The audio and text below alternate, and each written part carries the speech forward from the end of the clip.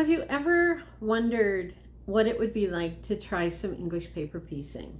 Now, this is something that I picked up only a couple of years ago. It's new to me, and yet it's something that in the early summer just feels right to be doing some slow stitching, some hand sewing. So stay with me, friends, and let's get into it.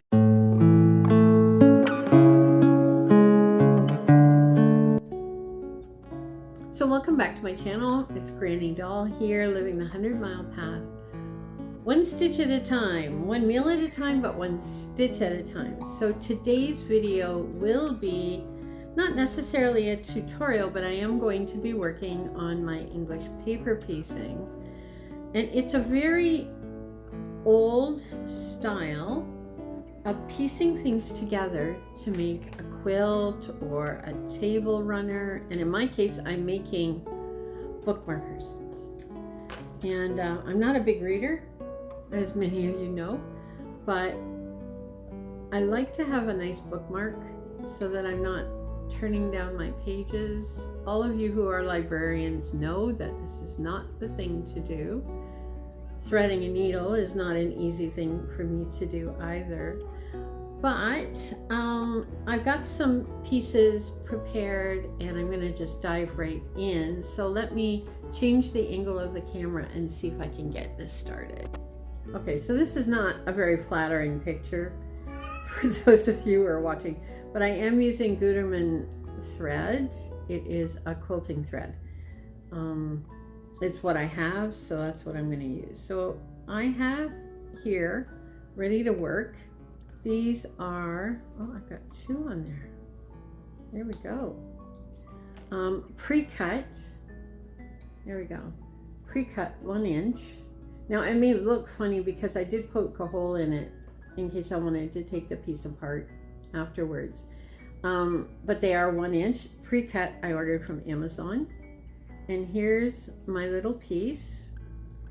I glued with a water-based glue onto the back here like that and left a tiny little seam allowance all the way around. So I wonder if I can, I don't think I can do that. Just wonder if I can bring it in a little bit closer there so you can see what I'm doing. So I'm taking each side and folding it down around the paper. And then I'm just going to take my needle, and it has a knot in it, and just do a second stitch on that corner. So I don't know whether you can see what I'm doing or not, but, and then I'll skip over to the next corner. Now most of the other pieces I've done were maybe 3/4 of an inch or 1/2 inch hexes, so they're quite a bit smaller. And I pre-cut them myself. So there, just go around the corners.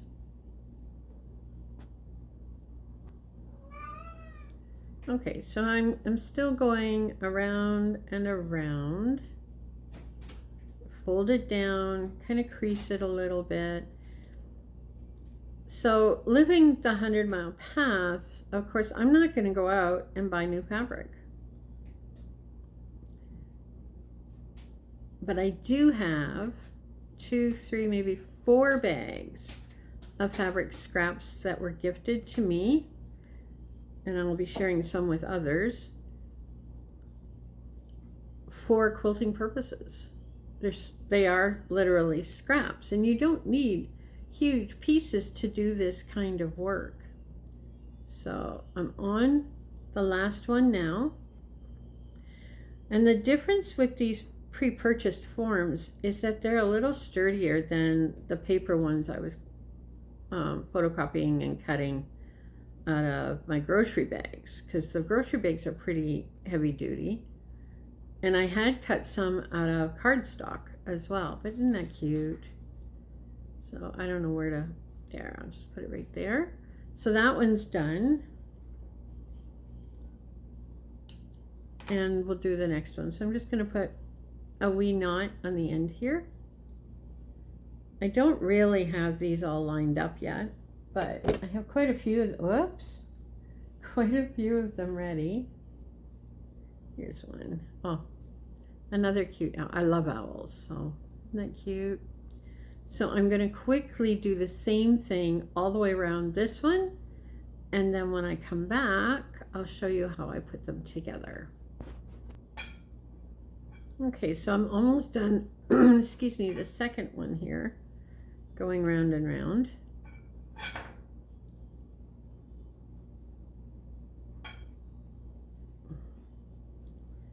And I'll just go through it again and snip it. And we start again. So depending on the project, grandmother's flower garden, Granny's flower garden, starts with the center and then a row around and a row around. And it's actually quite nice. So I have these guys. There we go. I have these two guys, and I'm going to do it this way, I believe. So what I'm going to do is put the right sides together, just like that. I'm going to come up through the bottom corner with my knotted thread and try to get it straightened around here.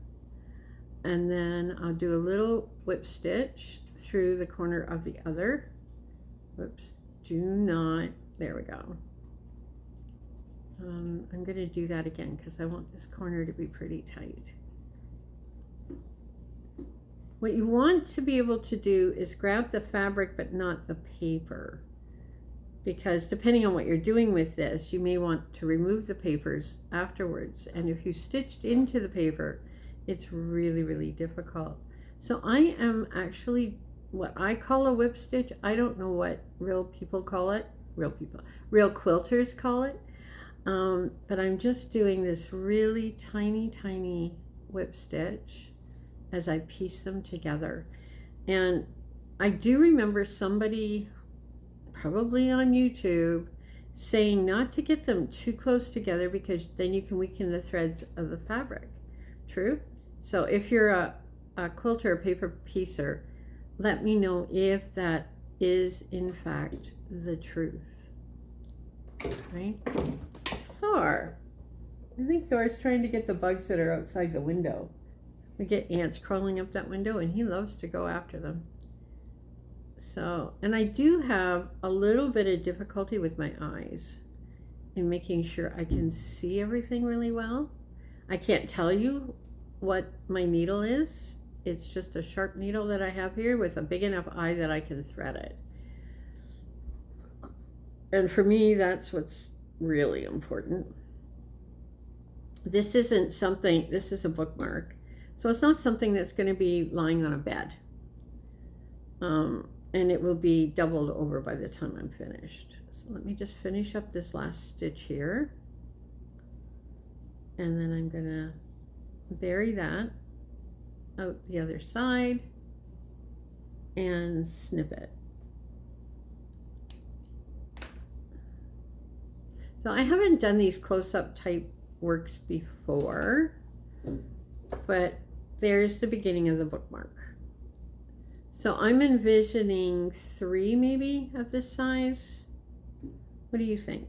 3 of them? There's what the back looks like. Okay. He's kind of cute.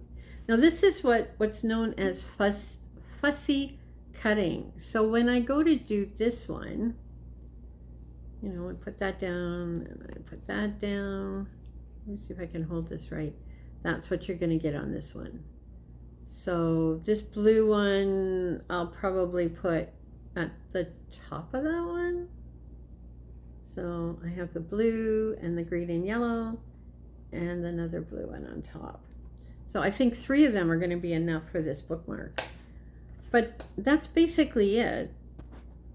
There. So yeah, that's basically all there is to it. What I will do is when I get these done, I get 3 done, I'll do 3 more, and then I will sew them all, whip stitch them all together so they're double thick.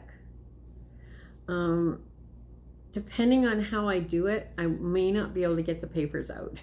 So in this case, it'll make a thicker bookmark, but it'll be sturdy, right? I have made one. It's a gift, and it's been put away, so I can't show it to you. But I hope to make a few of these for a yard sale at the church on Saturday. So I'm trying to figure out how many can I make. I'm probably only going to sell them for $1 each. You know, they're not something that's costing very much, and it's just me relaxing. And when you can sit and do things with your hands and you can relax, then I think there's a bonus in that. I have got here, if you want to see it, there's the smaller hexagons. This is my pin cushion. There's the back. So with the flower in the middle, right? And stuffing. I did 2 of them, stuffed it, and then use it as my pin cushion beside me. Now, I was told that if you put soap in there, that the soap is really good to help keep your needles sharp. I have not tried that, but it's a possibility. And this one has been washed. So, you know, the corners are curling up, and this was one of the very first projects I ever did. So there's Thor. Thor, what are you doing? Hey, kitty, come here, come in. Let's see if we can get you in the picture. Anyway, there's one example, and I have another example I can show you. Okay, so I do have another example, and again, this one's been washed, so it's kind of all twisted, etc. It's got quilt bat in it, or it's got wool in it, I think. It looks like it needs another bath, but here's one. And again, it's the same idea as the grandmother's garden, but being washed, and with the wool, it kind of all, you know, but it sits on the table as a hot pad. And I found that button. Isn't that cute? So these are all done with scraps. I believe this fabric is a shirting that was in a scrap bag as well. So, and the burgundy in the middle I got at a thrift store. So the only new thing on here was the button, and I really liked those when I saw, there's Thor, when I saw them. But this has been on the table for a couple of years now. And again, somewhat fussy cut, right? So that I could get my stripes lining up. It didn't work perfectly, but you get the gist, right? So for instance, let me just see, I know I've got one here. Like I have this one, and when I go to fold this under, you're not going to see his head, right? And even in the bottom, yeah, so that's not as good a one. Oh, that's good grammar. That's a good one, because you can see where the paper is through the light. So his face is going to be in the middle. That's another pretty blue one. And this blue one here, let's see, if I put them up to the camera and the light, I can see exactly where the eyes are going to end up. So it creates a little bit more waste when you're cutting them out of your scrap fabric, but at the same time it's scrap fabric, right? You're not spending a small fortune. This one, let me see. No, he's just going to be lower on the page kind of thing, but his eyes will still be there. And I like this one too. There's a blue one. So you can see the shadow, right, of where all of that is. So that's what I call fussy cutting. So where you're cutting your hexagons to match. And here is the pre-done Amazon hexagons. I have a large photocopied sheet that I use to cut smaller ones out of. But anyway, there it is. English paper piecing. Simple, simple, simple. I'm not going to say it's a tutorial as such, but I hope that you've enjoyed this little walk with me as we look at how we put together and use up what we already have. Because that's part of this 100-mile path, isn't it? Is using what we have and not having to always go out and buy new. So I thank you very much. If you stayed to the end of the video, put a little flower emoji for Granny's garden. And then I'll know that you stayed and watched. And I hope that you learned something today, or that you've enjoyed this walk through this older style of hand piecing. And I will see you next time with another short video, maybe with the finished bookmarks, but we'll see. So this is Granny Doll saying, live a good life, each stitch at a time, 100 miles, 160 kilometers. Be good to one another. Know that I care about you. God bless. Bye for now.